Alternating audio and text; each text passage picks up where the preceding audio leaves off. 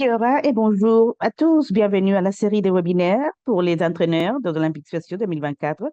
Ceci est présenté par notre sponsor officiel Gallagher. Un grand merci à Gallagher pour son soutien continu en tant que commanditaire et sponsor officiel du programme d'entraînement. Merci à tous d'avoir participé au webinaire d'aujourd'hui alors que nous cherchons à offrir aux entraîneurs plus d'opportunités d'apprentissage dans les domaines que vous voulez maîtriser. Les webinaires d'aujourd'hui portent sur l'apprentissage. Avant d'entrer dans les webinaires, quelques règles administratives. On a l'interprétation simultanée en 8 langues, anglais, espagnol, français, arabe, portugais, chinois, russe et italien. Vous pouvez choisir votre langue en utilisant le globe. Vous pouvez les choisir en bas de votre écran. Si vous avez des questions, veuillez les ajouter à la boîte de questions, de discussion ou à la fonction QR. Mais vous vous demandez peut-être qui je suis. Alors, voilà, je m'appelle Grace Payne d'Olympique Spéciaux Nouvelle-Zélande, j'ai 25 ans. Je suis autiste et une athlète qui participe à des compétitions de dynamophilie et de basketball et je suis messagère du Sargent Shriver Globe représentant la région d'Asie-Pacifique. Je participe depuis 2008 par les biais du programme de l'école, ce qui m'a amené à rejoindre mon club local d'Olympiques spéciaux en 2010, Counties. Au fil des années, j'ai participé à 4 autres sports. J'ai participé aux Jeux mondiaux en 2019 à Abu Dhabi au sein de l'équipe masculine de basketball de Nouvelle-Zélande. Après cela, j'ai rejoint l'équipe de Counties au sein du groupe du programme de leadership 2015. Et ensuite, j'ai fait ma formation du programme de leadership à Specifics New Zealand 2017.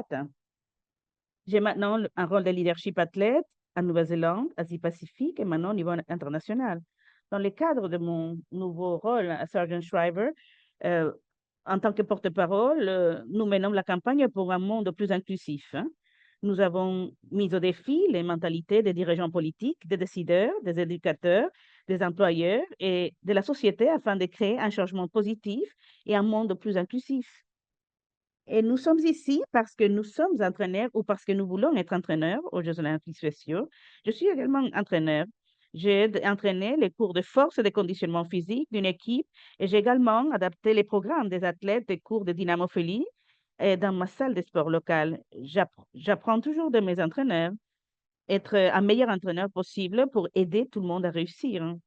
Les compétences que j'aime voir en tant qu'entraîneur sont quelqu'un qui est prêt à vraiment me comprendre comment mon esprit fonctionne et s'adapter pour être un meilleur athlète.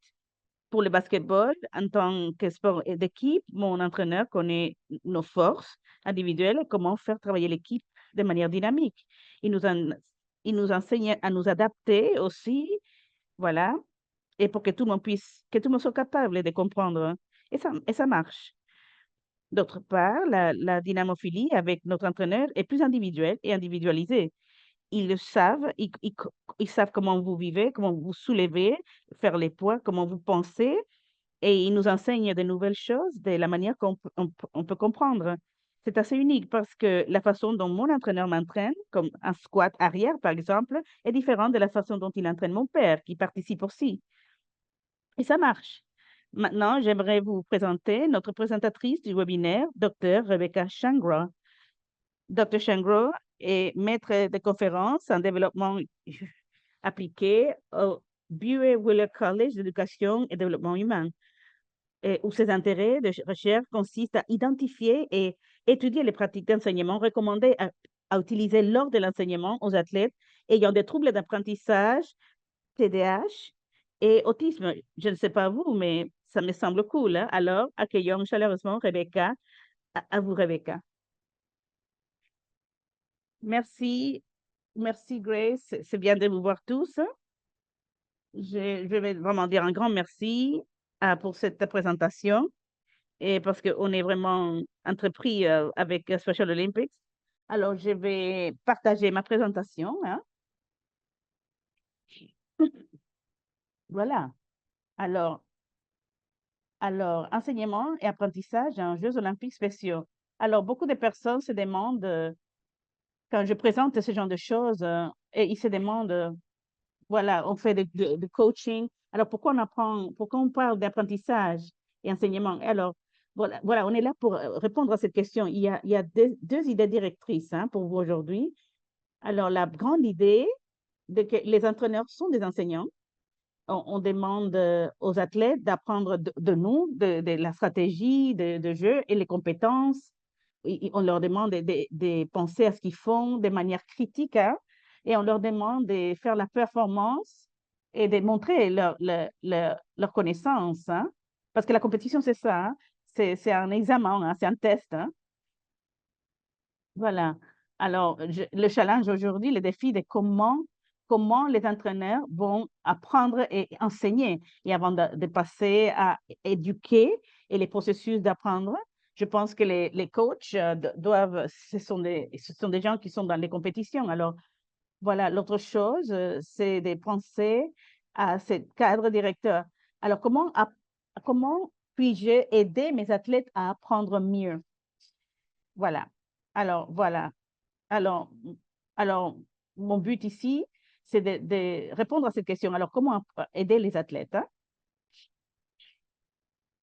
Voilà, aujourd'hui, voilà, ça c'est seulement un aperçu de ce on va toucher aujourd'hui. Alors, on va commencer avec la taxonomie de Bloom, qui est quelque chose un peu difficile, mais je vais faire de ça quelque chose d'amusant, hein, vous inquiétez pas.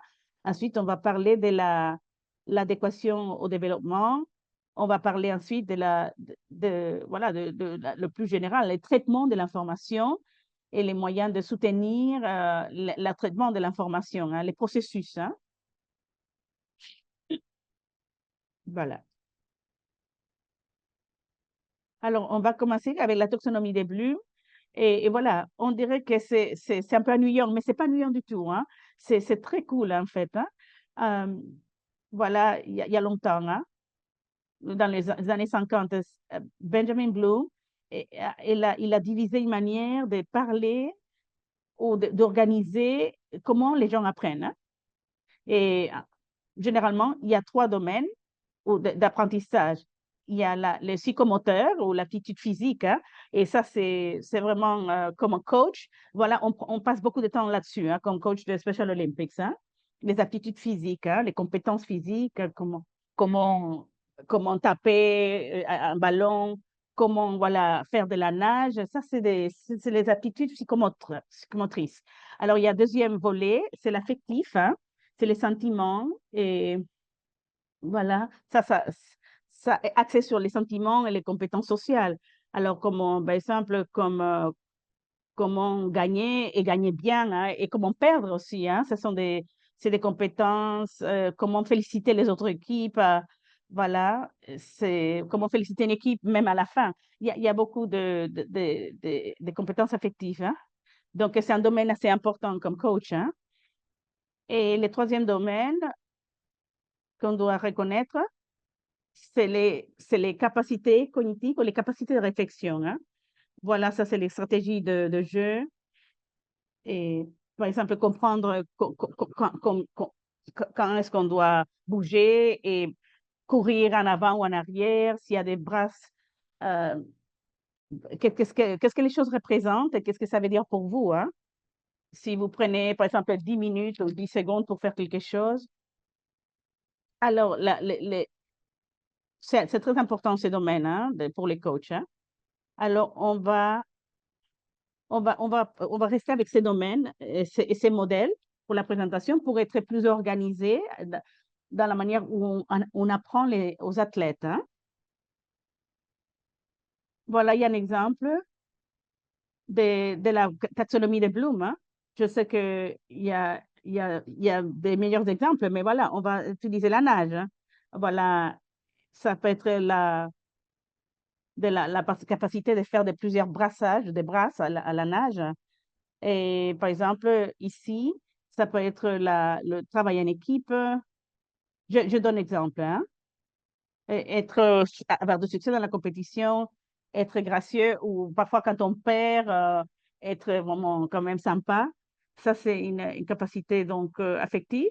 Et ensuite, une partie est se rappeler l'ordre de toutes les brasses et dans les medleys individuels.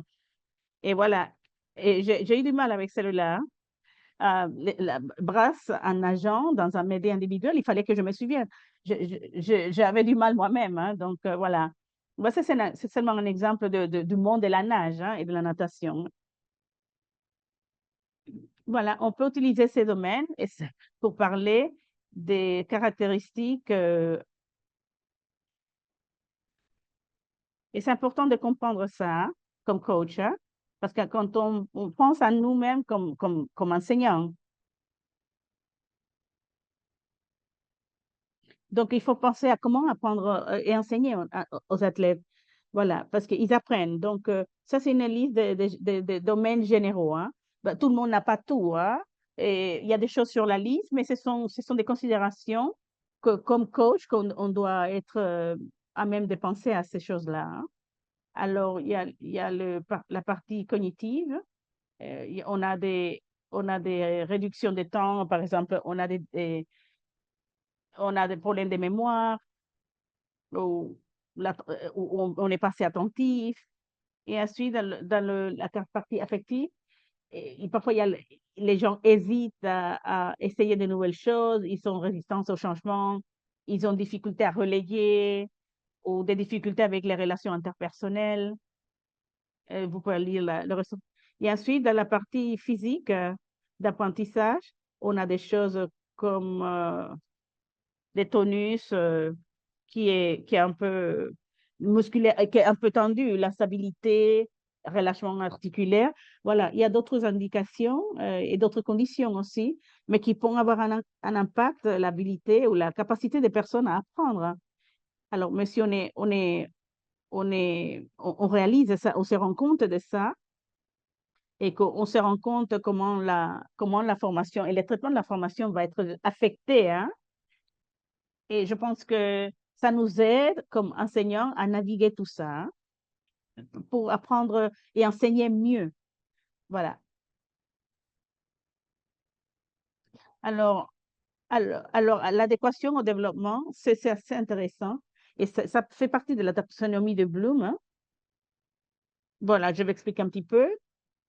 Alors, comme coach, on doit s'assurer que les athlètes, ce on leur demande de faire, ou les buts ou les objectifs, que ces domaines, que ces objectifs soient adéquats aux capacités des athlètes. Et comme coach, on doit reconnaître que souvent, dans tout le monde, hein, ou des personnes avec des déficiences, les domaines les domaines cognitifs, physiques, effectifs et psychomoteurs sont pas toujours au même niveau.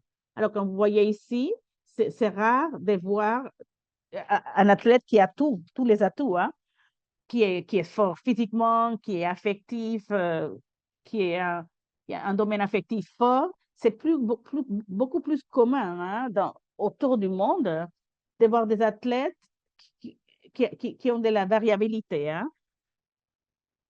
Et voilà, très rare de voir un athlète qui a tout. La variabilité est beaucoup plus fréquente. Donc, il y a les attentes, mais on doit penser à ça, on doit réfléchir quand on a des attentes, hein. Il y a des athlètes qui sont talentueux, mais parfois ils vont manquer quelque chose et ils vont avoir besoin avec de l'aide dans le côté cognitif ou un autre domaine, hein, où ils ont des manques. Alors, de manière inverse, vous pourrez avoir un athlète qui est excellent, et qui a des compétences physiques, mais dans l'affectif, il va manquer donc des choses. Et donc, il n'est pas capable de partager ses sentiments ou de travailler avec l'équipe. Parfois, ils ont besoin d'aide dans l'affectif. Donc, il faut identifier là où nos athlètes ont besoin d'aide, là où ils sont très forts, et là où on doit les soutenir un peu plus, hein, pour qu'ils puissent bâtir et construire, édifier ces trois domaines, hein, et améliorer ces trois domaines pour les compétitions. On a besoin qu'ils soient préparés physiquement, qu'ils comprennent et qu'ils soient affectifs, qu'ils aient les domaines affectifs développés et la partie psychomotrice aussi, et qu'ils comprennent comment travailler en équipe Et voilà, ça fait partie donc, de l'esprit sportif, hein, le travail d'équipe, hein. Alors, les traitements d'information, et voilà pourquoi on est là. Alors, dans les traitements d'information, et voilà, c'est un modèle, hein, c'est comment on apprend, hein. Et ça, c'est une visuelle ça nous aide à comprendre les traitements d'information. Et c'est la même chose pour tous les humains, hein, dans la planète. On partage tous la même manière de traiter l'information. Voilà, quand le coach parle à un athlète et quand un athlète regarde un jeu sur le champ ou regarde une vidéo à la télé, parfois il y a l'apport sensoriel, hein, et cet apport sensoriel, ça peut aller dans tous les sens. Voilà, la vision, les sentiments, voilà, voilà la vision. Et aussi, bien sûr, l'odeur, hein, tous les sens, hein. Alors, quand on voit quelque chose, on entend quelque chose, on sent quelque chose, voilà, ça, c'est notre cerveau c'est des apports, hein, pour notre cerveau et de l'information. Et ça rentre dans notre cerveau, hein, depuis les récepteurs sensoriels, hein. Alors, une fois que c'est dans notre cerveau, on doit interpréter l'information, ce qui se passe autour de nous. Et voilà, si vous pensez, il y a beaucoup de points d'entrée, hein, des données par seconde qui rentrent dans notre cerveau. Voilà, il y a le soleil, il y a la voiture qui passe devant moi, il y a l'herbe, euh, pardon, il y a les vents qui soufflent, il y a un partenaire qui va jouer et qui va m'envoyer un ballon. Oui, il y a tellement d'informations, il y a beaucoup de données qui rentrent dans le cerveau en même temps et quand ça arrive dans notre cerveau, le cerveau doit interpréter toutes ces données, hein, de manière très rapide, hein, pour pouvoir continuer à fonctionner, hein, dans ces scénarios, dans ce contexte. Et voilà, typiquement, quand on doit interpréter toutes ces données, ça, ça va, voilà, ça va dépendre des expériences passées. Voilà, on sait que le soleil brille, on sait que les vents, voilà, les vents peuvent être un peu froids, mais voilà, on va dépendre de ces expériences passées. Et ça arrive à tout le temps, à tous les secondes, et ça arrive tout le temps. Alors, basé sur l'interprétation des données sensorielles, on va vers la prise de décision et on va décider de comment on va réagir ou agir euh, avec toutes les données, hein, qu'on reçoit, hein. Et parfois la décision, c'est parfois de ne rien faire, hein. Parfois, on décide basé sur cette prise de décision, on va voir les rendements, les résultats, l'action qu'on va prendre. Alors, si on voit quelqu'un qui va nous passer un ballon, alors le rendement basé sur la prise de décision, ça pourrait être c'est de se préparer pour attraper le ballon, par exemple, qui va venir vers vous. Euh, et ensuite, il y a la rétroaction. Et ensuite, le cerveau regarde ce qui se passe basé sur le rendement, hein. Il y a du feedback et la rétroaction qui vient dans notre cerveau. Voilà, ça marchait bien, hein, ou ça pas marché. Et ces feedbacks, ces rétroactions est enregistré et voilà ce qu'on va se rappeler la prochaine fois qu'on va faire ça, qu'on sera dans le même scénario ou contexte. C'est quelque chose de continu, hein. C'est continu tout le temps. Euh, voilà, je vais voir, allez, la prochaine diapo. Alors, la personne ont du mal à savoir combien d'informations on reçoit, hein. Donc voilà des exemples alors on a un garçon qui a la batte, et son coach est là. Le coach essaie de l'aider, voilà, de leur donner des points verbaux, hein, ou des informations. Alors, les sources c'est seulement on les voit dans un seconde, hein. Voilà, il va sentir la voix de son coach. Le petit garçon, il va voir le lanceur. Voilà, il voit les mouvements du pitcher. et il va sentir les mains saisir la batte, il, il va, il va voir les autres joueurs dans le champ, il va pour savoir ce qu'ils font, il va voir les fans dans les tribunes, hein. Euh, voilà, donc et ça, ce sont des apports sensoriels, hein. Et voilà, avec son casque, j'avais du mal avec le casque sur ma tête parce que j'avais toujours du mal avec les casques, hein. Il a un chewing-gum dans la bouche, et donc ça, c'est notre apport sensoriel. Il pourrait, par exemple, entendre la circulation des voitures près du champ ou sentir le soleil brûlant sur la peau. Voilà, avec toutes ces sources sensorielles, le cerveau en train de traiter l'information, voilà, on doit, voilà, on doit traiter ceci ou on ne doit pas traiter ceci. Par exemple, le soleil brûlant sur la peau, euh, il peut se dire, voilà, on va pas s'occuper de ça, ça va, ça brûle, ou c'est en train de briller, mais les coachs qui lui parlent, par contre, là, on va dire, voilà, écoute le coach, ça c'est plus important que le soleil, et faire des modifications d'après ce que le coach, les indications du coach. Donc, on navigue par beaucoup de choses, hein, quand on entend, toutes ces choses se passent autour de nous. Voilà, ça nous amène à un point très important et les coachs devraient être... il y a les points de friction ou obstacles au progrès et on doit se rappeler de ça. On doit reconnaître qu'il y a des points, des obstacles, des points de friction ou des tensions et qu'est-ce qu'on peut faire pour réduire cette tension et pour que l'information soit pas que sensorielle, qu'on arrive au rendement, au résultat.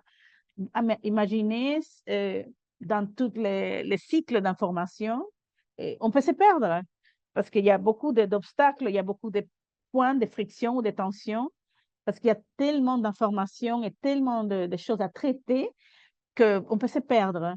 Il y a le coach qui nous parle, et il peut y avoir des athlètes qui sont en train de bouger autour de nous, ou de la circulation autour de nous. Et il y a beaucoup de choses pour le cerveau à traiter, hein. Et, et comme coach de Special Olympics, on aura aussi des athlètes qui vont avoir des obstacles cognitifs dans les processus d'information, qui vont interpréter ce qu'ils voient d'une manière différente. Et ça peut s'agir de la prise de décision et la réaction des athlètes par rapport à cette stimulation sensorielle, hein. Et donc, donc, il faut prendre des décisions basées sur cette simulation sensorielle, mais les cerveaux, parfois, euh, l'important, c'est que le cerveau se rappelle du rendement et du résultat final, hein, qu'on arrive à avoir un résultat. Alors, en- à la base, pour résumer ça, ces modèles de traitement d'information va expliquer comment les personnes identifient l'information, comment ça reste dans leur cerveau et comment c'est traité et comment on agit à la fin. Voilà, parce qu'à la fin, il faut agir.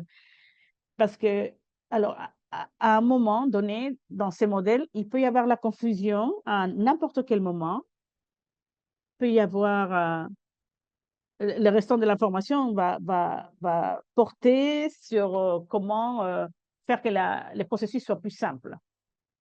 Alors, la première chose qu'on doit faire, c'est pour que les traitements d'information soient faciles ou pour qu'il y ait la fluidité, hein,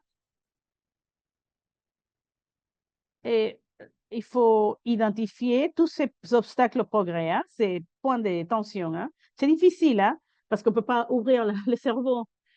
Et voilà, il ne s'agit pas comme une voiture qu'on ouvre, on sait ce qui se passe. Il faut, il faut, voilà, il faut essayer de savoir ce qui se passe. Alors, j'ai des recommandations, hein. Alors, il faut parler à l'athlète ou, si c'est adéquat, on peut demander à l'athlète comment vous aimez apprendre? Est-ce que tu aimes voir des images? Est-ce que tu aimes, par exemple, expliquer quelque chose avec ma voix? Ou est-ce que tu préfères bouger avec ton corps pour voir comment bouger avec les compétences? Est-ce que tu aimes le voir dans une télévision ou une vidéo? Est-ce que tu aimes un diagramme? Comment est-ce que tu aimes apprendre? Il faut demander. On devrait poser la question à nos athlètes, toutes ces questions, parce, parce qu'ils sont là, hein, parce qu'ils vont apprendre. Hein, c'est de l'apprentissage. Hein. Après, après parler, et, à, à Gassencheck, alors,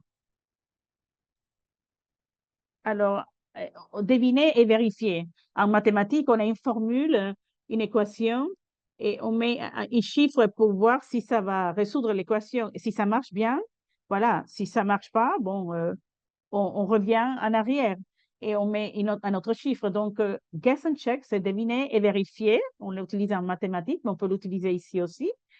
Et dans ce domaine, il faut voir à chaque stade du traitement de l'information.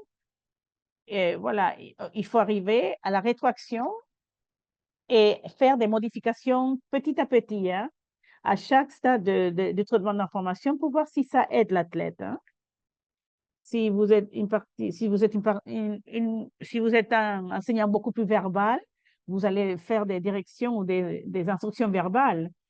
Vous allez travailler sur une partie visuelle et, et pour que les athlètes puissent bouger. Et on va leur enseigner en bougeant, hein, et pour voir si ça aide. Hein. Et ensuite, on va faire des modifications en fonction de la situation. On va leur aider avec l'interprétation. Voilà. Donc, il faut penser à notre voix. Hein. Voilà. Alors, Jason, quand tu frappes le ballon, est-ce que ça va être difficile pour ton coéquipier? Alors, comment est-ce que tu penses que tu devrais ajuster ou modifier ça? Voilà. Donc, faire des choses verbales, penser en haute voix, et parler de l'expérience et comment on s'est senti. Alors, on peut penser à donner des options pour les décisions. Alors, Jason, voilà, tu as frappé le ballon très fort. Tu as vu que ton coéquipier a eu du mal. Alors, est-ce que tu pourrais frapper avec moins de force? Voilà, donner des instructions ou, euh, ou avec un autre type de frappe hein, pour le ballon. Hein. Changer. Donner des options pour la prise de décision et pour les rendements, pour que les rendements soient utiles. Hein. On pourrait dire, par exemple, est-ce que vous pouvez changer l'angle de ton pied, changer la direction un petit peu du ballon ou faire des modifications, modifier ton corps ou le bouger de cette manière. Et voilà. Et ensuite, on va vers la rétroaction. Voilà. Maintenant, tu as frappé un peu plus doucement. Tu as vu que la réception était plus réussie. Est-ce que tu penses que tu devrais continuer à le faire de cette manière? Et ça va aider Jason à analyser les choses avec la rétroaction. Voilà. Alors, pour l'autre présentation, pour le restant de la formation, on va parler de appuyer, soutenir les traitements d'information. Alors, voilà, il y a les quatre choses qui sont là pour soutenir les traitements d'information. Il faut vraiment réduire les bruits, hein, parce qu'il y a tellement d'informations qui rentrent dans le cerveau. Donc, il faut minimiser les bruits parce que ce sont des choses qui n'ont rien à voir avec la compétition. Il faut se débarrasser de tout ça. Hein. De toutes les choses externes pour pouvoir focaliser nos pensées. Hein. Donc, on peut, de manière, dire à notre cerveau où est-ce qu'on doit focaliser les choses et ça va aider les athlètes. Hein. Donc, dites au cerveau de se concentrer. Hein. Alors, rappeler au cerveau ce qu'il sait déjà. Quand on rappelle le cerveau ce qu'il sait déjà, et aider, ça peut aider à que les choses soient moins intimidantes hein, quand on apprend des choses nouvelles. Hein. Alors, de dire non, non, non, tu as déjà fait ça, hein, donc ça va. Hein. Voilà, tu dis à ton cerveau, voilà, ça va, ou tu te dis à toi-même, voilà, j'ai la confiance. De cette manière, on va essayer de nouvelles compétences. Et numéro 4, Alors, beaucoup de coachs font ça, ils ont du mal, hein. C'est laisser le cerveau digérer, hein. Et pour traiter la nouvelle information, il faut laisser assez de temps au cerveau de digérer l'information, de traiter l'information, donner aux athlètes beaucoup plus de temps ou un peu plus de temps pour répondre aux questions, hein. Voilà. Alors, comment faisons-nous cela? On va parler de ceci, on va parler de la structure et la cohérence, activer les connaissances préalables avec des concepts. On a la clarté et la simplicité pour nos athlètes et les compétences ouvertes et fermées. Alors, pour la structure et la cohérence dans nos pratiques. Alors, vous voyez à droite ici, on a des symboles pour les domaines de la taxonomie des Bloom, hein. Ce sont des images, hein. C'est très bon pour les volets affectifs et cognitifs, hein. Alors, ma recommandation, c'est il faut, il faut, il faut établir la prévisibilité et la routine le premier jour. C'est pour réduire la charge cognitive, hein, pour les athlètes. Alors, ils se sentent mieux, les athlètes. Alors, après une demi-heure, on a une pause d'eau, par exemple, même si j'ai un peu de soif, hein, on sait qu'une demi-heure après, on va avoir une pause pour boire de l'eau. Voilà, on va se concentrer sur la partie de physique, parce qu'on sait qu'une demi-heure après, on va avoir une pause d'eau, hein. Quand, quand ils n'ont pas à s'occuper de certaines choses, ils peuvent se focaliser, ils peuvent se concentrer mieux, hein. So- ça- s- alors, ça va réduire l'anxiété et l'angoisse, hein. L'angoisse va brouiller les choses, hein. Alors, on peut établir la routine, la possibilité, les horaires des entraînements. Il faut les fixer, hein. Et ils entrent, ils savent qu'ils posent leurs affaires, ils arrivent au milieu de gym, ils vont faire des stretch, hein, ils vont faire, et ensuite, les coachs vont leur donner un aperçu de l'entraînement, du conditionnement physique, et ensuite, on va passer à la partie des physiques, la partie physique, ensuite, une pause d'eau, et à chaque entraînement, on va faire la même chose. Et comme ça, ils vont avoir de l'eau, une pause, ils vont faire des stretch, ils vont aller aux toilettes à un moment donné, qu'ils vont, de cette manière, ils ne vont pas vous interrompre à chaque fois, hein, parce qu'ils vont avoir ça à la fin. Et voilà, ça peut réduire l'angoisse, hein. Voilà, ça aide si c'est cohérent. Si les jersey sont au même endroit, si l'équipement est toujours au même endroit, que les athlètes savent que s'ils ont besoin d'un ballon, ça va être au même endroit à chaque fois. Donc, l'aménagement physique est important.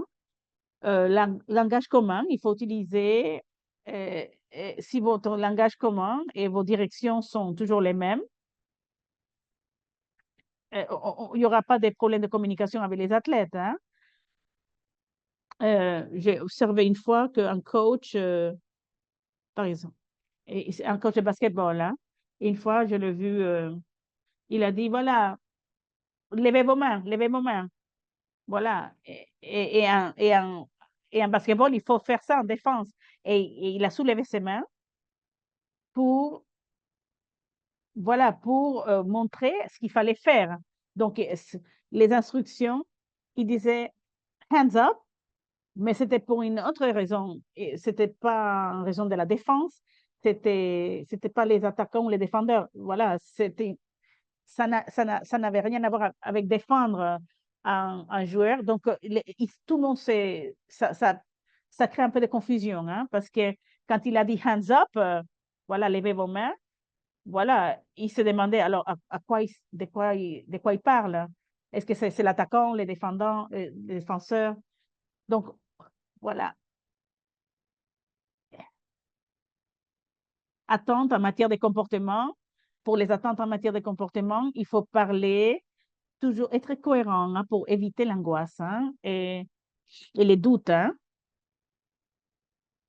Voilà, si on donne toujours les mêmes instructions, on va éviter les confusions. Voilà, voilà, et les attentes en matière de comportement, c'est que tout le monde doit agir de la même façon et être respectueux aussi, et que tout le monde le fasse, hein. Alors, réduire, on va passer une minute pour soulager l'anxiété. Alors, David Ausubel, il a fait la théorie de la subsomption, hein. Alors, euh, si on peut relier les nouveaux concepts aux connaissances antérieures, le cerveau va être content. Pardon. Et quand on a des compétences nouvelles, hein, et on essaie de relier ces nouveaux concepts, de cette manière, le cerveau va se connecter mieux à cette nouvelle idée. Ça va être beaucoup plus facile pour eux d'apprendre et d'être beaucoup plus confiants. Ça va être moins intimidant pour eux. Ça aide les athlètes à se familiariser avec les nouveaux concepts. Et un exemple, ça pourrait être, par exemple, si on a un athlète qui rentre avec aucune idée de ce sport, mais ils savent jouer au tennis, on peut leur dire, par exemple, voilà, tu joues au tennis. Voilà, c'est très similaire au tennis. Et voilà, tu vas avoir beaucoup de points similaires. Et de cette manière, voilà, le cerveau va dire, voilà, euh, je vois, je vois quelque chose qui est similaire, qui est, voilà, quelque chose une raquette, ou quelqu'un qui va dire, voilà, bon, ça c'est pareil à la balle de tennis,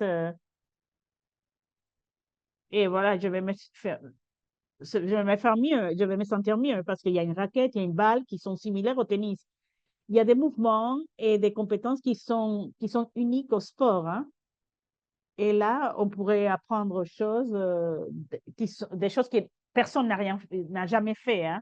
Dans ces scénarios, dans ces contextes, il vaut mieux parfois, vous pouvez inventer des situations qui vont créer une connaissance de base, même si vous n'avez pas des repères, hein. Par exemple, pour les échauffements, vous pouvez essayer de faire ces mouvements uniques, hein, ou essentiels, hein. De cette manière, quand on apprend aux athlètes, rappelez-vous, quand on a fait l'échauffement ou quand on a fait la danse, on a fait ceci pour nos jambes, ou ceci. Voilà, on va faire la même chose et voilà, et les mouvements pour ceci va être pour ces passes. Voilà, c'est de trouver des repères, même si on les fait un petit peu dans l'échauffement, on peut le rappeler après. Voilà, dans l'entraînement ou le conditionnement. Alors, la simplicité, très important. C'est important. Voilà, c'est pour minimiser la clarté et la simplicité vont réduire les bruits, hein. Alors, quand on introduit de nouveaux concepts, il faut limiter les distractions, hein. Et voilà. Voilà, si les gens nous demandent, nous regardent, on dit, voilà, restez silencieux si vous êtes dans les tribunes. On, on peut réduire les distractions et pour créer un environnement où le cerveau est focalisé sur vous, hein. Pardon. Alors, si on fait un dribble de basketball, voilà, on peut dire, voilà, regardez mes mains quand je fais le dribble. De cette manière, le cerveau n'a pas à déambuler et dire, voilà, il faut, il faut regarder mes mains. Voilà, regardez mes mains et utiliser des marqueurs visuels. Là, voilà. Alignez-vous là, par exemple, ou dans cette, voilà, ou mettez-vous sur la ligne bleue ou noire, voilà, pour focaliser les choses qui sont importantes. Alors, donner un seul grand message à la fois, parce que parfois, on donne trop d'informations. On donne 10 points importants avant de passer au conditionnement. Et c'est difficile, hein, de rappeler, de se souvenir d'une liste de choses, hein, quand on fait une chose pour première fois. Donc, il faut se concentrer sur un point, une grande idée à la fois, et ensuite la renforcer, l'idée, hein. Il faut limiter, et voilà, il faut limiter les temps de parler, hein. Il faut limiter les temps du message, hein. Et introduire, par exemple, un jeu ou une séance d'entraînement. Si on peut le résumer en 30 secondes, ça serait bien. Et ensuite, il faut donner assez de temps au cerveau pour digérer les choses et traiter l'information. Les processus, c'est important, hein. Il faut digérer tout ça. Et ensuite, il faut se poser avant de passer aux questions-réponses, hein. C'est très bien pour le cerveau. Et le dernier point,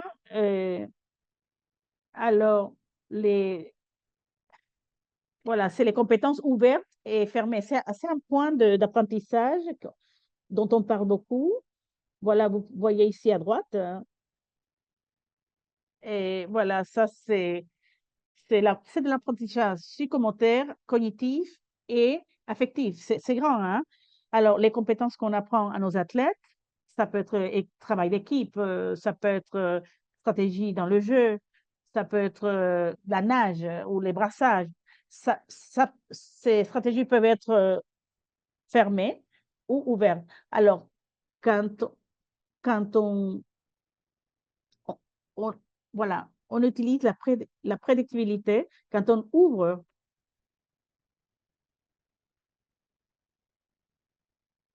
Voilà, quand on ouvre, voilà, cette séance, on ouvre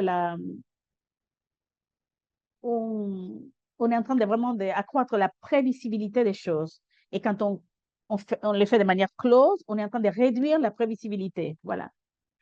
Alors, quand on ouvre cette compétence, quand on ouvre la compétence, on va ajouter beaucoup plus de distractions, bien sûr. Alors, l'ouverture, hein, ou les contextes les plus ouverts, c'est la compétition. Il y a beaucoup de distractions. Donc, il faut, il y a les referees, il y a l'horloge, il y a les gens dans la tribune, etc. Il y a tellement de distractions. Alors, quand on introduit de nouvelles compétences, l'athlète pourrait avoir du mal à comprendre. Alors, une recommandation, de fermer l'environnement. Et il faut, il faut réduire les stimulations externes, hein, pour créer un environnement d'apprentissage où le cerveau peut se concentrer. Il faut calibrer les choses. Par exemple, il faut calibrer voilà, l'espace du champ de jeu. Parfois, il faut réduire l'espace où on va faire les conditionnements dans une- une- un endroit beaucoup plus fermé. Parfois, on ne peut pas contrôler le vent, mais on peut rentrer à l'intérieur. Parfois, il faut le mettre de manière close. On peut ajouter des marqueurs visuels ou des repères visuels. Alors, quand on danse, par exemple, on peut utiliser, par exemple, des marqueurs ou des repères visuels sur le terrain et ensuite, voilà, les enlever. Voilà, pour les préparer pour la compétition, hein. On les enlève. Quand on va vers la compétition, on va donc faire ça de manière plus ouverte. Alors, pour pas, quelque chose qui va faire paniquer les gens, c'est l'horloge, hein, je sais que c'est un peu confus, mais donc il y a des exemples ici avec à chaque domaine. Alors, quand on fait quand on fait par exemple le brassage ouvert, quand on introduit les brassages, on peut, on peut fermer cette aptitude. Et on les fait d'une manière, on essaie qu'ils s'entraînent dans un environnement fermé. Ça peut être une piscine fermée. De cette manière, ils vont pratiquer le freestyle dans un endroit fermé. Et ensuite, on va ouvrir donc l'environnement pour ajouter d'autres éléments pour des choses qui vont les préparer pour les compétitions jusqu'à ce qu'on arrive à un environnement prêt pour la compétition. Par exemple, dans un lac, dans l'océan. Donc, on va les faire fermer dans une piscine et ensuite passer à un lac ou à l'océan. Parce que parfois, il peut y avoir des problèmes, des gens ils sont, parfois, il y a des courants, parfois, il y a des personnes qui te tapent ou te frappent. Donc, il faut commencer à ouvrir cette aptitude physique et Comme ça, de cette manière, donc ça va être plus facile de faire dans une piscine que dans un lac. Donc, il pourra faire la nage libre de manière beaucoup plus compétente dans une piscine et ensuite passer donc à un lac ou un environnement ouvert. Donc, il y a des gens, il y a des personnes. Si on a du mal avec une compétence, une aptitude physique, il faut le faire de manière close ou fermée et pratiquer, s'entraîner et ensuite passer donc à l'environnement ou le contexte ouvert et ouvrir donc cette compétence. Il faut le faire de manière progressive. Pardon. Et ensuite, on peut amener les visages d'autres personnes, hein. On les fait d'abord de manière fermée avec certaines personnes et ensuite on s'ouvre à d'autres personnes progressivement. Et de cette manière, on va ouvrir donc cette aptitude. Pour ça, on va vers la compétition. Ça va être beaucoup plus, va y avoir beaucoup plus de défis, de challenges, mais bon, voilà. Mais ça va leur présenter l'opportunité de communiquer avec d'autres membres quand ça sera plus ouvert, hein. Mais si on ne travaille pas là-dessus, ça va être un défi, hein. Alors, dernier exemple, c'est les compétences cognitives et comme coach de basketball, je sais que c'est un challenge, c'est un défi, hein, et pour nos athlètes et pendant les compétitions dans le basketball, recevoir le pass et ensuite savoir comment passer les ballons à notre coéquipier. Ça, c'est la partie plus difficile. Ça nous donne voilà, un peu d'angoisse de recevoir un passe et ne pas savoir où le directionner ou l'envoyer. Donc, il faut permettre cette compétence un petit peu, cette habilité, introduire l'habilité de passer les ballons d'une manière claire et tranquille dans un gym avec un seul partenaire, qu'on le fasse aller-retour, de manière prévisible. Et de cette manière, on va ajouter les éléments de distraction, hein, progressivement pour avoir plus de simulation pour les sens, pour se préparer pour la compétition. Dans ce cas, et on va ajouter la défense, les attaquants. On va, par exemple, et on va nous-mêmes créer des instructions. Ensuite, on va ajouter euh, les fans dans les tribunes, on va ajouter l'horloge, voilà. Voilà. Alors, pour résumer, hein, et alors, avec la grande idée qu'on a eue, pendant 40 minutes, vous avez eu cette idée que les coachs, on est des enseignants, on est là, on est en train de partager de l'information avec d'autres personnes. On leur demande ensuite à la fin de démontrer on leur a appris. Voilà, c'est ça. Et pour répondre à la question directrice, comment je peux apprendre à mes athlètes à apprendre mieux? J'espère que vous avez vu les trois domaines. Alors, les psychomoteurs, l'affectif et les domaines cognitifs, ils sont tous les trois importants, hein, pour voilà, promouvoir ça entre nos athlètes, hein. J'espère que vous avez appris sur identifier les points de tension, hein, dans les traitements d'information, dans le loop, hein, euh, et les repères nécessaires.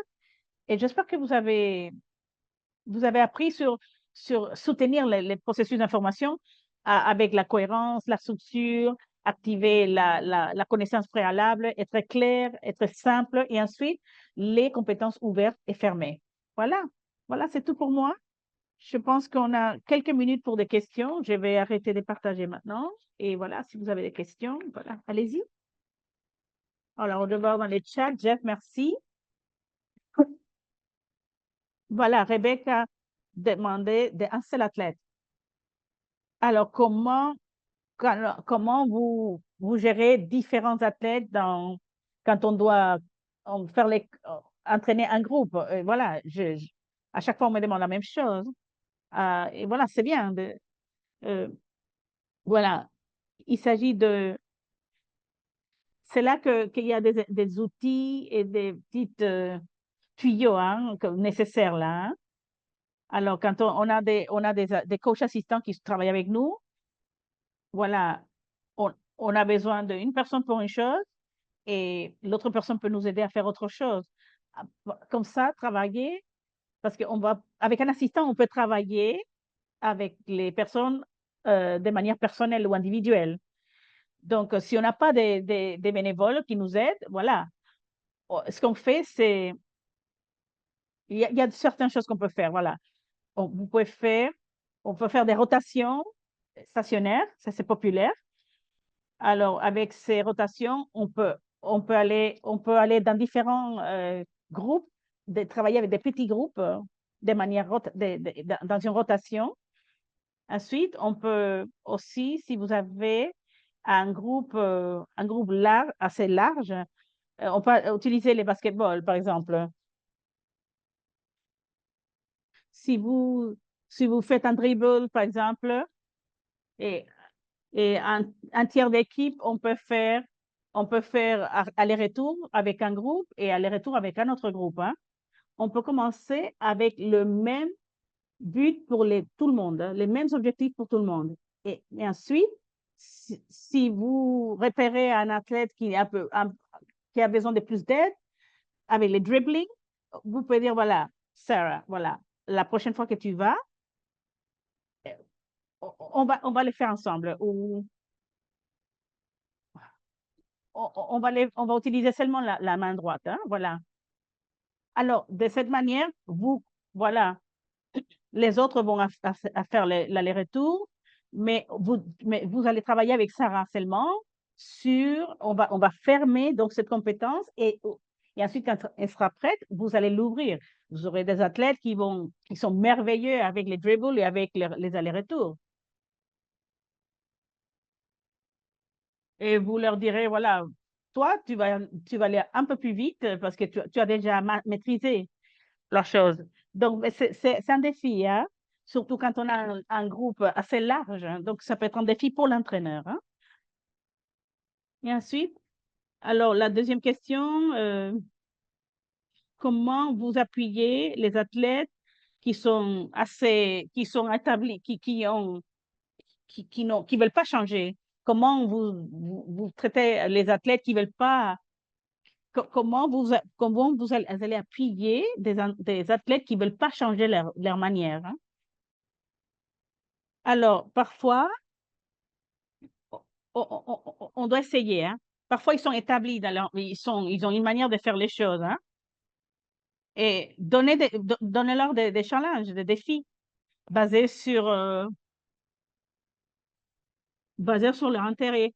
Euh, Alors, parfois, si vous travaillez avec un athlète de manière proche et ils sont en train de développer cette confiance, vous pouvez d'ouvrir leur pensée, hein, d'ouvrir leur cerveau, leur horizon, hein. Il faut, il faut les pousser à ouvrir leurs idées, hein. Parfois, ça va pas marcher bien et là, ils se rendent compte, voilà, là, il faut changer parce que ça n'a pas marché, par exemple. C'est une bonne opportunité là voilà, de dire, voilà, euh, tu vois, ça n'a pas marché, mais voilà, et si on essaye ceci? Et donc, parce qu'il y a des athlètes qui hésitent à changer à leur manière, hein, de faire les choses. Parfois, il y a la chance, hein, c'est la chance. On a la chance d'être là à un moment où ils sont réceptifs et là, il faut prendre profit de cette opportunité pour essayer quelque chose de nouveau.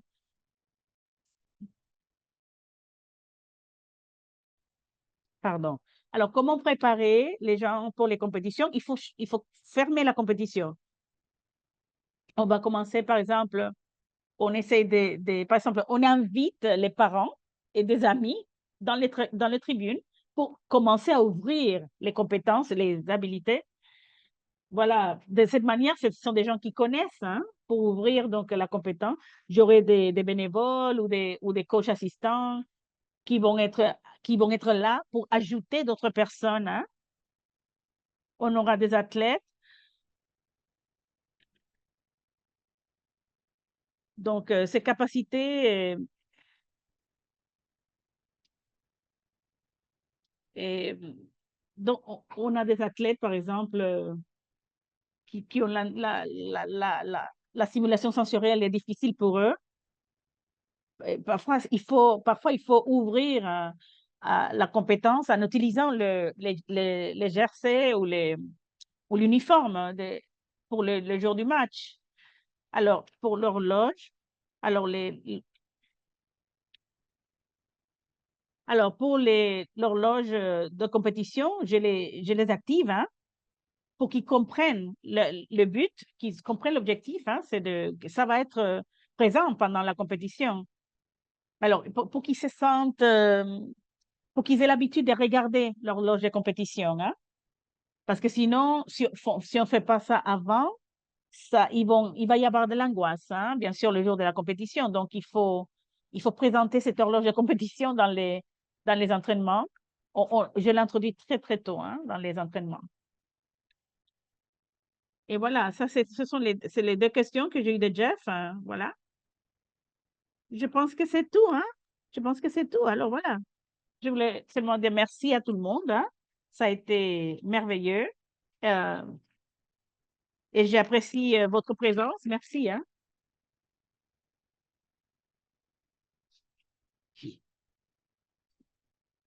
Merci Rebecca pour cette présentation merveilleuse.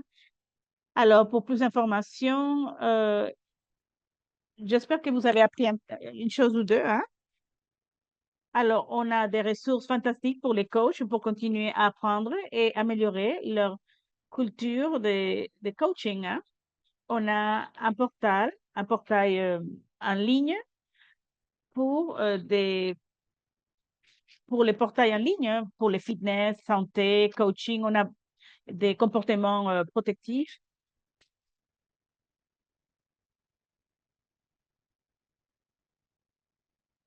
Alors, pour avoir accès à toutes ces ressources, resource.specialolympics.org, hein. Alors, tous ces pages vont vous aider à améliorer les choses avec les athlètes, hein. Alors, on continue à avoir les tableaux de bord interactifs, hein, avec les webinaires passés. Vous aurez des enregistrements des webinaires, des ressources et l'option de présenter, aussi de demander aux présenteurs des questions, hein. C'est un guichet unique, hein. Alors, les prochains webinaires, c'est ce jeudi.